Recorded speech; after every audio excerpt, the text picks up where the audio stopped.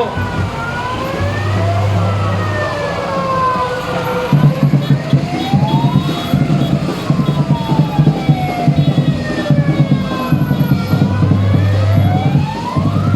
Hello, pakitaan sa pagkera ng Labor Power Voter.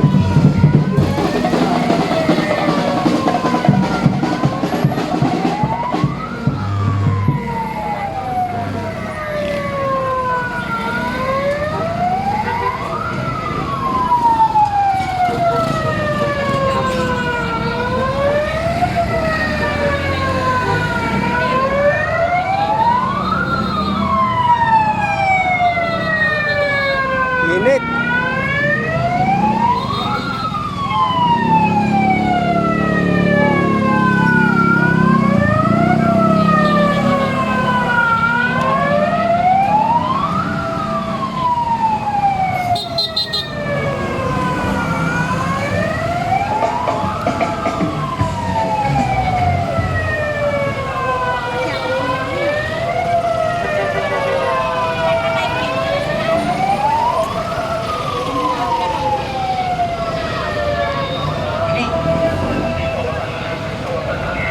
Magandang umaga po sa inyong lahat. Lalong-lalo na mga kapulisan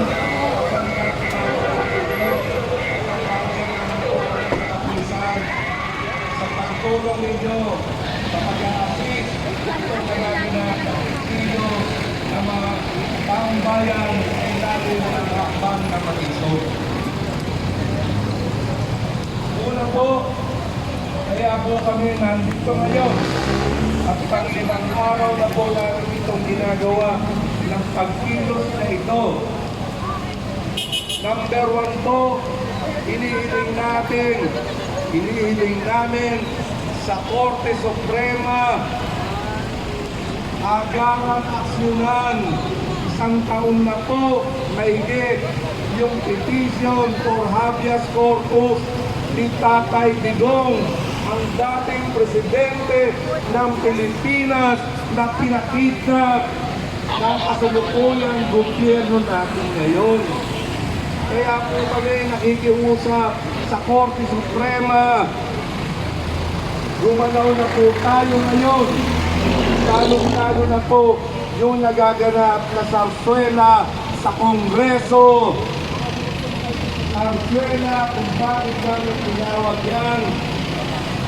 Bakit hindi nila ibato na kagad sa Senado nang sa ganon ay magkaalaman na. Para na sa ganon yung sinasabi ng ating Vice President na Bag. Kaya hinihiling po namin sa Korte Suprema mag-issue kami ng PR po dahil hindi po nakakatulong sa mamayang Pilipino itong nararanasan namin kagutuman dahil sa pagtaas sa pagsirik ng presyo ng mga gasolina. Meron po kayong emergency power, Mr. President, bakit ayaw po natin ipatupad? Bakit ayaw po natin galawin ang mga oligarch? Bakit ayaw natin sagasaan yung mga nagpapahirap sa taong bayan? Bakit ayaw ninyong alisin pansamantala yung VAT, yung excise tax na ngayon ay kumikilos ang taga Batangas, lumusog na dito sa Maynila. Kaya kami sa Maywan, lulusog din sa Malacanang para isigaw sa gobyerno ito. Itigil na muna yung VAT na yan. Bakit ayaw ba ninyo itigil? May kapangyarihan na kayo. Ibinigay na ng Kongreso, ng Senado, yung emergency power na hinihingi nyo. Bakit? Ano ang nasa likod? Dahil ba nanakawin na naman ninyo? Yes, guys, palike na lang. Palike, like, please, like po. Ipamimigay na naman, mali-maleta na naman ang makikinabang ng mga buhaya sa Kongreso. Kaya po sa pagpapatuloy po natin ng programang ito, tinatawagan po natin ang walang sawa na mga rider natin. Palakpakan po natin yung mga rider natin na hanggang ngayon ay nakikibaka sa lansangan. Kaya tinatawagan po natin si kasamang Ray ng rider.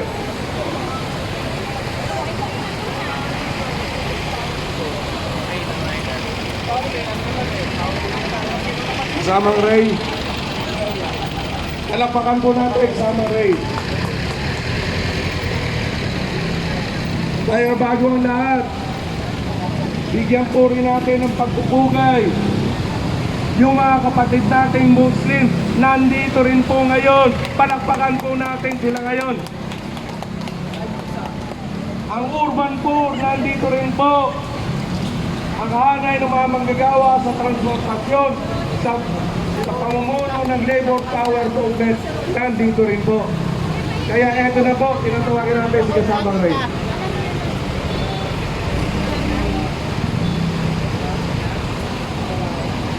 Isang mapagpalang umaga po sa ating lahat. Mga kapatid, narito po tayo. Nagtipon-tipon muli. Hindi tayo titigil hanggat hindi bigay ng gobyerno ito ang ating mga kahilingan. Sabi nila, napakarami daw ang nagmamahal kay BBM. Maniwala ba kayo? Sabi nila, marami daw ang nagmamahal kay BBM. Maniwala ba kayo? Meron, maraming nagmamahal kay BBM. Nagmamahal kay BBM, sumimpa ng suntok sa buwan ang presyo ng langis. Tama ba? Nang dahil kay BBM, tumaas lahat ang presyo ng ating mga farm products. Yung bigas, asa na yung 50. Ngayon matikita mo, ang pinakamurang bigas, 50 pesos. Meron nga ako mga ilang karinerias na Makati. Ang serve ng karinerias, 20 pesos na. Bakit po 20 pesos? Kasi nga daw, nagmahal ang mga petroleum products sa gasol at at the same time ang bigas. Tama lang naman. Pero kung ang sahod natin ay kakarampot lamang, hindi kakayanin sa isang manggagawa na sumasahod lang ng 600 pesos. Kaya ang panawagan namin sa ating gobyerno, itaas ang sahod, ibaba ang presyo. Napakahirap. Ngayon, nasaan na ang issue ng flood control? Natabunan na dahil mas inuna nila ang putang inang impeachment na yan. No to freak impeachment. Puro lang sila imbento ng kwento. Puro imbento ng kwento na wala namang napatunayan. Maliwanag po sa sikat ng araw ang sinabi ng Commission on Audit. Ang confidential fund ni Vice President Sara Duterte ay nagamit sa tamang paraan. Ano pa bang pinaglaban nila? May pinalabas silang ebidensya. Si kidnapper naglabas ng 84 million na tsike. Buisit na yan. Ang pizza ng tsike, April 2023. Si Tatay Digong, Presidente, hanggang June 2022 lamang. Paano nila isabi